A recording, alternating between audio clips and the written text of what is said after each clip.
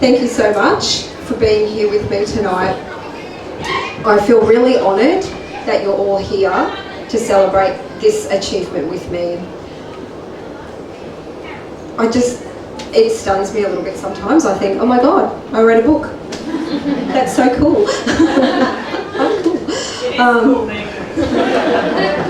So when I first sat down to write, I was asked to go away and write 5,000 words and then check back in. And in a month, I wrote 50,000 words. So heads up, this could go long. But I am feeling really proud of the task that I set myself. I always said one day I might write a book, and it's done. And I'm also really proud to be raising money for Restoring Hope. And just so everybody's aware, we've raised over $1,000 tonight. So that is amazing, and that is all thanks to you guys for being here and supporting me, and for the intense week that I've had putting this together. And if you're wondering why I chose Restoring Hope as my charity, you know, there is a reason for that. In the past couple of years since I've been writing and creating this new life for myself, I discovered Restoring Hope online, and their ideals met mine. They want you to know that you can not only survive, but you can thrive in life.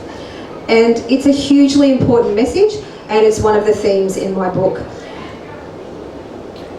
They are huge advocates of speaking up, seeking help, and speaking your truth, because silence can be deadly. And the truth really does have a way of setting you free.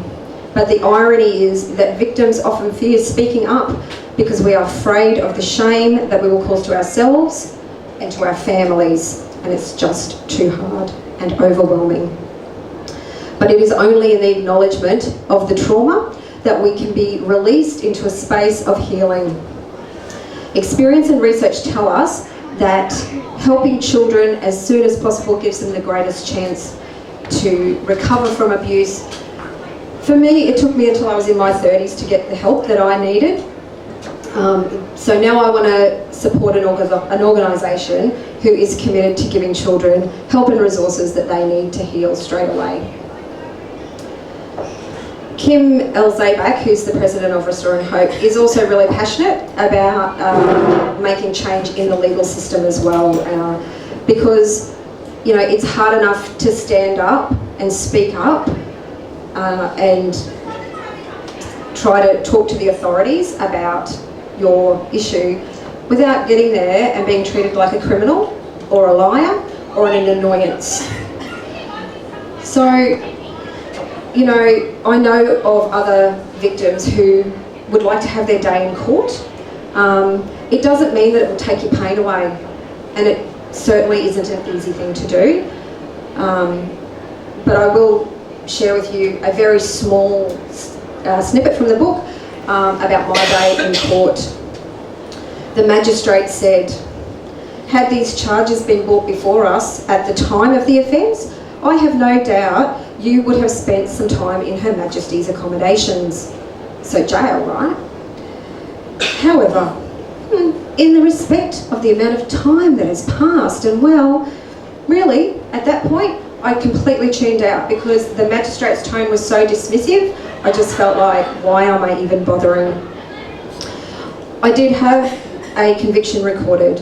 The magistrate said, "I will record 4 counts of indecent dealing with a child under the age of 14 with a 2-year wholly suspended sentence. The sentence is only congruent with the laws that were in place in 1984 because the laws of today do not apply to the past." So you may be aware of the Brock Turner case that is current in this 24-hour media cycle. And I read a quote about that said, "Our society is concerned with a man's future potential, but only seems concerned with a woman's past." But how can a woman free herself from her past when we are still living in a society that deals with sexual assault and abuse with these kinds of attitudes and this kind of system?